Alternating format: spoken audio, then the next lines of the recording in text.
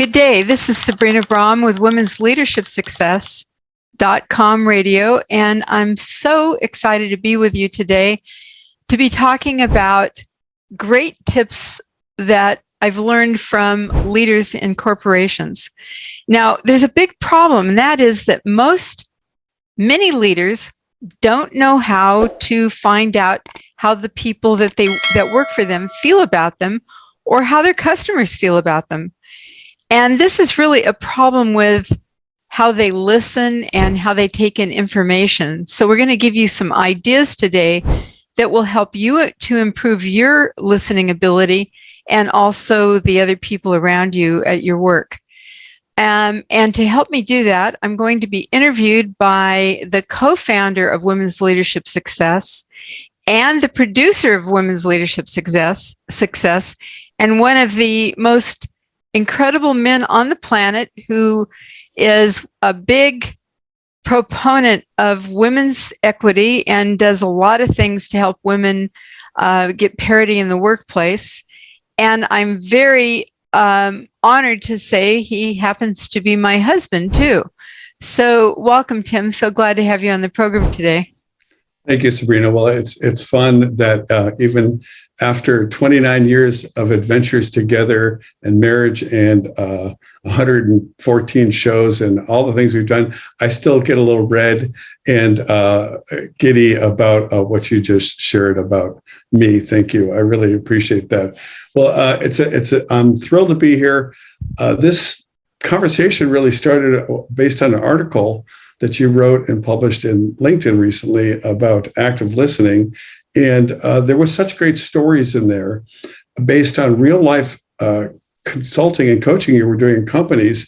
And when I read the article, I was kind of shocked about some of the high level problems that were happening as far as people's inability to listen, that I said, we should have you as the guest. Let me interview you. So let's get right into it. So listening is a big issue in companies, and why don't we get right into some of the real life stories that you've got to share about what you've experienced and how you've helped people transcend this problem. Okay, I just want to back up a little bit and say that it's something that we've talked about before in a lot of other shows, but listening is really a challenge for us all because we don't have a lot of training in it. We do before the age of 5. That's the main way we learn. And then after that, when we start school, we stop listening and we start having to say things or learn things or read things. And we don't spend a lot of time developing the ability to really hear what the other person's saying to us. And I've got some examples of that. And I'm also going to share something that just happened an hour ago that was another example of this situation. But a couple of years ago, I had a man named George, I'm the made up names, of course, who did a 360. That's an assessment where you ask everybody in your department. He was a vice president, so he was asking a lot of people how he was doing. And what he found out was he was not well liked. People did not think he was doing a good job. And they gave him pretty low scores. He was pretty devastated because he was really dedicated to his job. He worked long hours, like so many people today. He was working 70, 80 hours a week. And it really kept his head to the grindstone. He just worked all the time. But he did not have the pulse of his people. He did not know what they thought about him. He did not really even consider that. He was thinking, as long as I do a really good job and I get things done, that's enough. But he didn't know the importance of really connecting with the people and how that would even change the results he was getting. Now, George was pretty shy. He was an introvert, and he wasn't sure about how to go about changing this perception. Because George was not even aware that he was perceived this way, and he wasn't really connecting with his team, what were some of the negative implications to the company that he was a high level person in this company? What were some of the negative impacts that were happening in his company and division? Well, for one thing, he wasn't finding out what a lot of the issues or problems were that people were having because he wasn't really checking with them to find that out. And even when people brought up issues, many times he overrode them, not understanding that there was something he needed to find out from them at that time. It also was affecting the morale of the people that worked for him and affecting retention. And as you know, right now we have this problem called the big resignation, where people are leaving companies. And part of that is because people don't feel connected to other people in a company, don't feel like anybody cares about them. And that's a really important thing, much more important than we used to think in terms of leadership.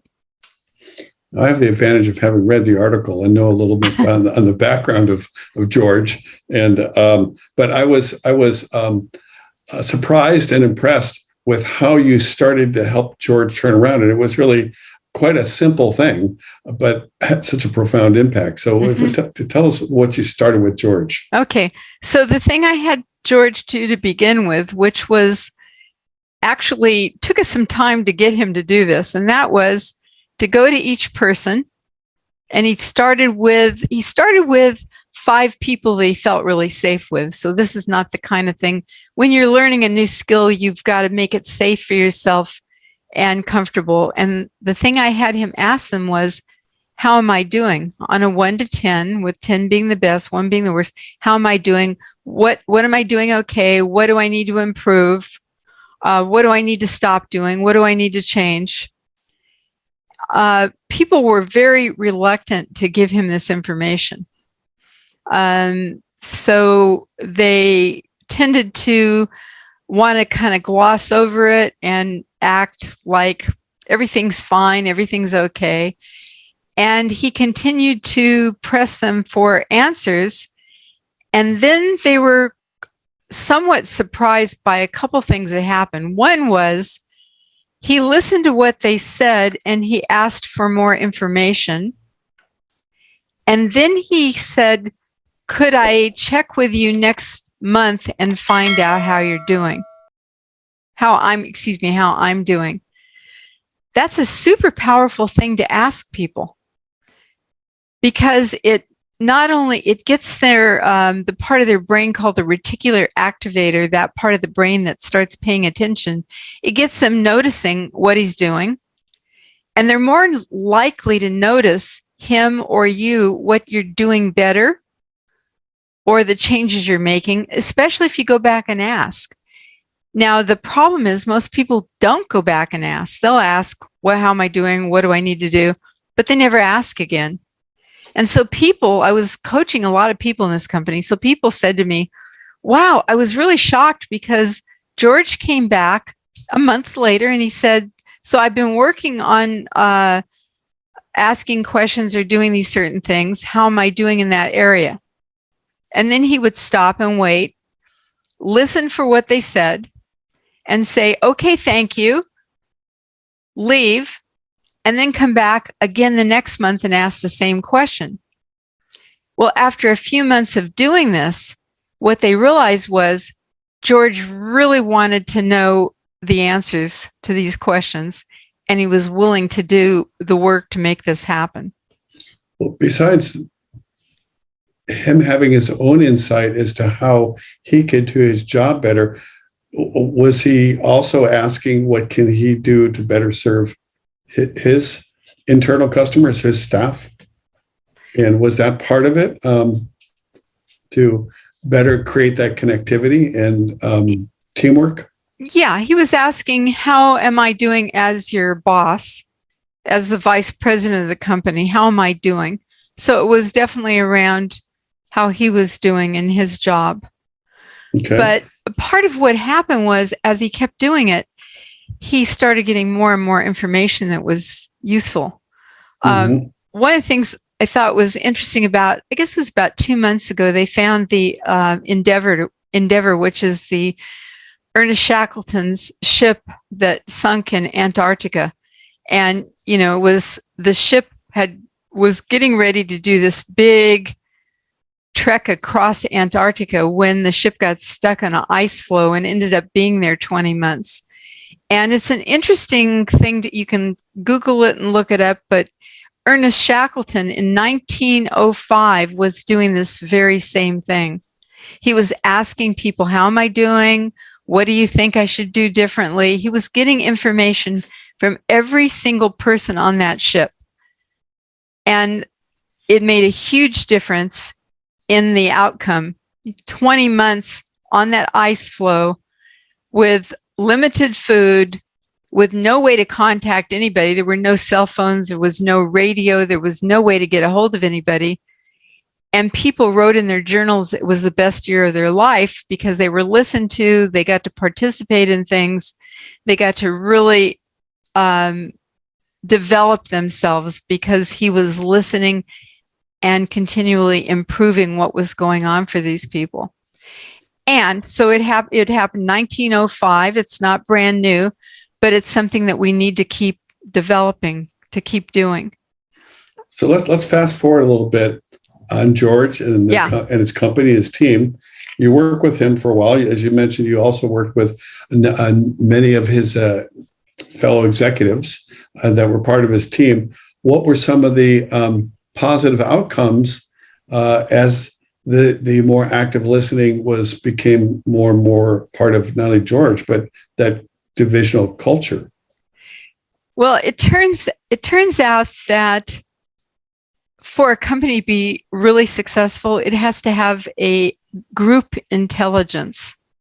And that means that the whole is more intelligent than the individual parts. And so what began to happen was the interaction with each other started helping people to be more innovative, more creative, have more psychological safety where they felt like they could speak up and say what they needed to say. And they were able to bring up not only their opinions or ideas on things, but to point out some very simple things that could change that would really help the company be more successful. So as George did this and developed more a rapport and connection with people, felt more empowered to speak up and share things, and the whole culture began to change. Morale improved, retention increased, turnover went down, safety increased. Just a lot of things changed because he was doing this. And he also modeled this for other people. So it began, not only did George do it, but what he found was his directors, his managers, his supervisors started doing the same thing. What about his superiors? What did they notice? And how did that impact George's career? What happened, his superiors started noticing that he was getting better results in his division than they were getting in the other divisions, and started asking him what he was doing so they could begin to do it in their divisions too. And did George end up getting promoted? Yes, he did. He did get promoted. He got promoted to a higher level of vice president, but he kept doing the same things and actually implemented in other areas of the company. Cool. Let's transition from George to the listeners. So imagine you have a George in your company, or maybe you are George, or you're Georgia, and you feel like you're doing your job well, and you got your head to the grindstone, but maybe things feel a little stuck, or you realize that you do need to develop your active listening skills. So what can that Georgia George or Georgia do to start developing their own active listening skills? Yeah, I think one of the problems is for many companies, you're tracking what you're doing all the time, and how do you bill that? How do you bill for listening? So in some companies that's a problem. I'm not doing anything. I'm just listening. So part of the problem is just actually taking the time to deciding and making a commitment that you're going to, on a regular basis, have conversations with the people that work for you and find out what they're doing and how they're doing. And to do this not only on a one-to-one level, but also do it in meetings. One of the interesting studies, it's probably about 5 or 6 years old now, is the Google Aristotle project. And Google did all kinds of research on all the teams they had and what made the top highest performing teams.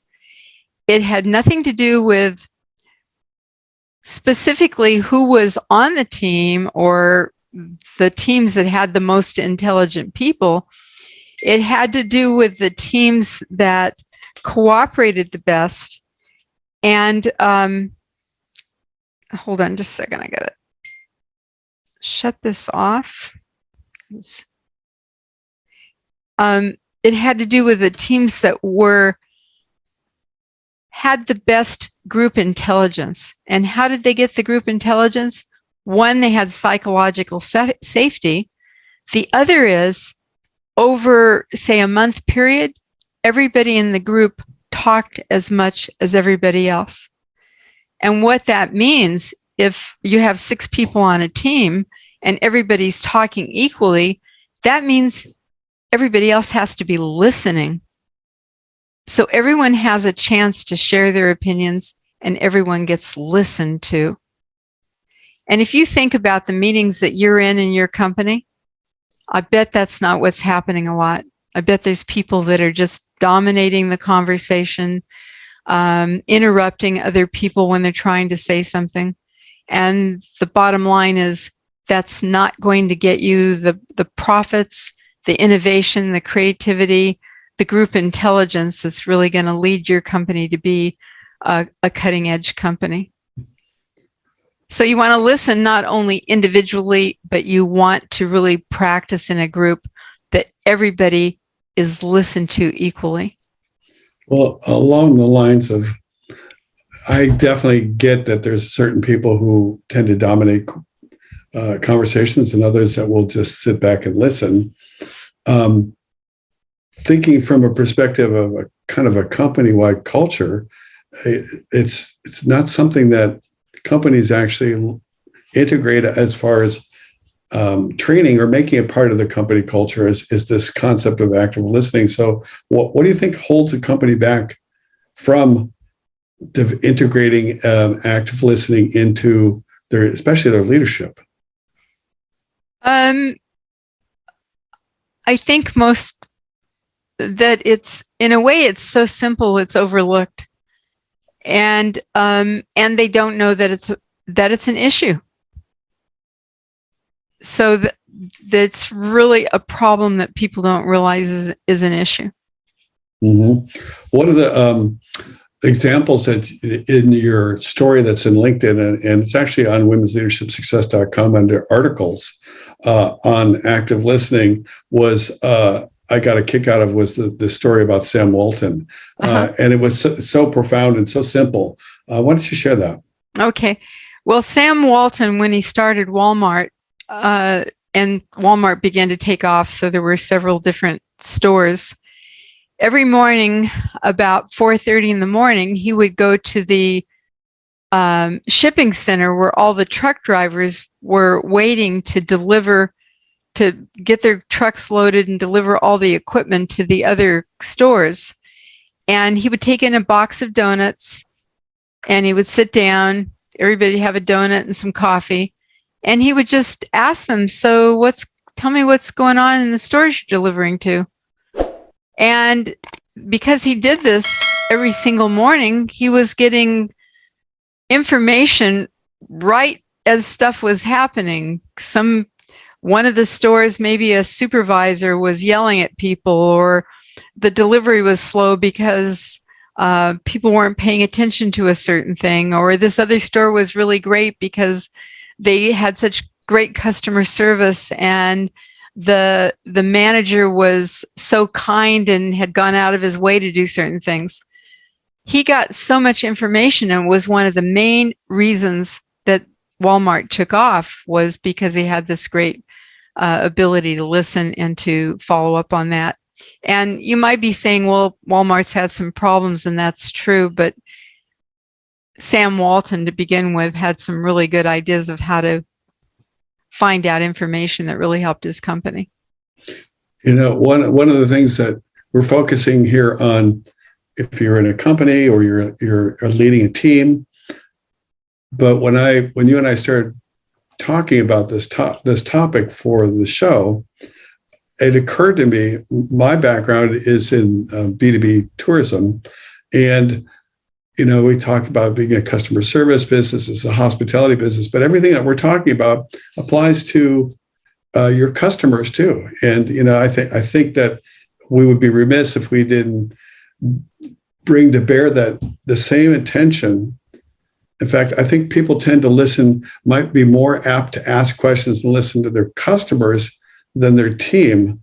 And I think it's important that there's equal energy and devotion to listening, not only your customers, but to your team members. And I think the other thing that you mentioned about Sam and also with George is that not only did George ask questions and Sam ask questions, but they listened and they took action. And that's got to have just a profound impact on culture. And that was the other thing I wanted to circle around to is that when you were working with George and the team, you helped shift the culture to one that where active listening, asking and listening and taking action was part of it. What were some of the other things that you kind of wrap up on George and what you did there to help really shift the culture? Well, as an executive coach and consultant, one of the talents I have is I'm able to listen to people. And when I go into a company, one of the first things I do is ask to have a conversation with all the different people that I'm going to be working with, and sometimes even the people that work for them. And in almost every instance, I find something that I can help them to improve, or a way that they can do something that really helps them. And usually they're very surprised that I've helped them, even though I'm only going to be talking to them for an hour. But it's because I listen and I'm able to find out what they need, what they want, or what would really help them to succeed in their job. And so, and that's what I teach the managers, the directors, the vice presidents, and even the presidents of companies to do, is really pay attention and learn from each other so that they can improve their companies. About 2 hours ago, I had a conversation with somebody that I had found on LinkedIn that I thought could be a really good referral source for some of the people I work with. He looked really well qualified. I'm not going to say what area this person worked in. I scheduled a time to talk to him on the phone, got him on the phone, and this person said, oh, well, I don't remember why we're talking, and I don't really have very long. I only have 20 minutes. I said, okay, well, I'll take 20 minutes, and here's what I would like to know about. He answered the questions I had in very, very clipped ways, never asked me a question, never asked me what it was that I was looking for or wanting. And I could have referred this person a lot of business, and I'm not going to refer any business to this man because he didn't listen. He didn't develop rapport with me. I mean, really, listening is helping the other person feel felt, helping the other person feel like they're not invisible, which, right now is even more important than it was 2 years ago. With COVID, with all the things we've had going on, we have remote work happening. We have people that are on their Zoom calls. They feel even more disconnected from their companies, from each other. It's important for us to listen and to find out what people want and what they need. I have had several people call me and say, oh, I've got this problem with my boss, or I want to do this, want to do that. And we'll talk about what they need to do. And then they tell me, okay, I'm going to do that. Well, how are you going to do that? Well, I'm going to send them an email. Well, if you have a problem with somebody and you need to clarify that, you need to work it out, do not send an email. Don't send a letter. Don't send an email. You either need to get on a meeting call with them on Zoom. You need to pick up the phone and call them. If you're going to go into the office in person, have a cup of coffee or a cup of tea. You need to have some way that you have a dialogue with people. The whole Zoom thing, all we've been going through, we're remote. We're losing the ability to dialogue. We need to have conversations, not monologues. Indeed. So I'm going to brag on Sabrina a little bit, because over the years I've had the opportunity to observe so much of your executive coaching and consulting, and one of your superpowers is when you work in a company and you work with a team, you have an excellent ability to ask deep questions, listen, and develop rapport. And what I've seen, you've had profound beneficial movement in companies, because you're not only working with all these individuals and helping them individually, but you're able to synthesize information and help bridge gaps that might exist, especially in large teams, or even between different divisions. And I think that is an amazing superpower that you have. And I know that you love doing it. And it's almost as like you're a grandmaster chess player and helping people tap into their natural strengths, helping create more rapport with teams, helping people have buy-in, and working towards a new objective, or really tightening up a key metric. So it's really all about your ability to improve communication by asking questions and listening and helping people implement this in their company. So anyway, I just had to brag on you a little bit. Well, thank you. Yeah. Thank you very much. And that's what I'm excited about. It's what I really love doing. And I'm also at the same time modeling the behavior, because the things that I am good at doing in companies, it's something that people can learn how to do. It's not something that I came out of my mother's womb and was instantly able to do. I think that's something that I know when I was younger and didn't do very well in school and had a lot of failures. I thought there were just people that just magically were confident, that they just were really good at doing these things. And certainly there's some people it's easier for than others, but it's something we can all learn. And it just requires us breaking it down into small enough pieces, practicing those pieces, and then moving on to the next thing. I just had a conversation with somebody a few days ago where they said that they were very intimidated when somebody was aggressive or trying to kind of dominate them in terms of a conversation or an outcome. And as we talked about it, and I was giving him ideas, it seemed he was surprised to hear that he didn't have to learn it all at once.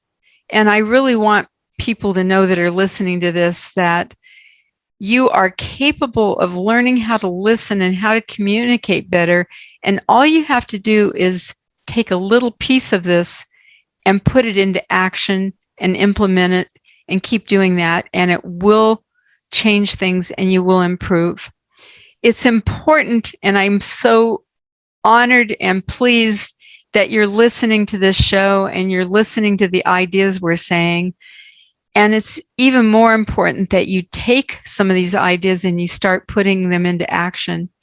And you don't have to wait till you go to work tomorrow. You can do it tonight with your partner. You can do it with a child. Maybe you have a child that lives in your house. Instead of asking your partner or your child something about, did they get the chores done and did they get the bills paid? Ask them something about their day or what happened to them or what was important to them. Sometimes people are actually surprised by that. I've asked people more than once in companies and even personally, what are you celebrating today? That is a mind-blowing question as opposed to what's wrong with what happened today. What are you celebrating? What happened that made you really feel good? What did you like that happened today? So take the shows that we've put up, take the ideas that you're hearing, the ideas that where you want to keep improving yourself, and just take one small thing and practice them. And also at Women's Leadership Success, at the end of each show, we have a special section. It's called Action for Traction, which gives you 3 ideas that you can implement and change things that you can look at. And there's also a wonderful online free quiz you can take called careerdevelopmentquiz.com that will give you an idea of where you're standing in your leadership development and how you can continue to improve it. And if your score is at a certain level, you could qualify for a free session with me too. And we have great articles on women's leadership success and also sabrinabraham.com that can be helpful to you too. I want to add something about the career development quiz.com is that not only is it free, but you've done a great job at defining 5 key areas of that helps people be great leaders. And it's a self-assessment. It's confidential, and literally you can do this in about 4 minutes. And it's neat because it immediately is going to give you a score where you scored in those 5 key areas, and then your collective score. And I think you would find it super helpful to create a baseline for where you're at now. And the neat thing is that we've made this available to you, and so you could come back in 3 months, 6 months, and do it again. And as Sabrina said, your commitment, Sabrina, is to help women and men advance their leadership, their influence, their careers, their income. And as you said, this is something that you can learn. And you're a great teacher, and really we've always had a bigger vision about why we do women's leadership. And I thought that it would be helpful for people to really, I'd like to hear you share your greater vision for the listeners and the viewers of this, and what you hope for women's leadership success, and why are you a coach and consultant and really focusing on women's leadership? Well, I have a real passion for women reaching their potential, having equity at work, and really being successful in their careers and being really happy with their lives and changing the lives of other women, other girls, the people around them, the men too. It's a real passion of mine. It's why we've been doing this show for 10 years. And so that passion is why I do the show. It's what keeps me excited about life and continually learning how I can help people to reach their potential.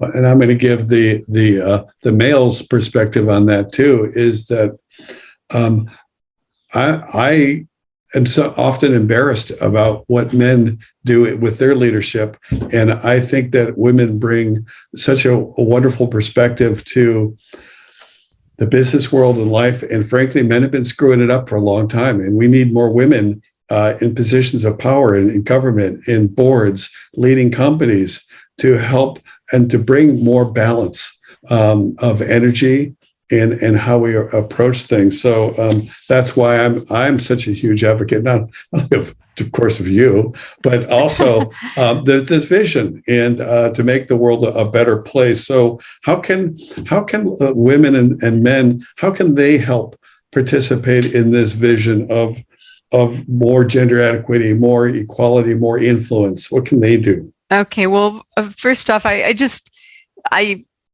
not only do I love my husband, but I love men, and I don't see them as I want to join with men to change the world, and we need men to get equity.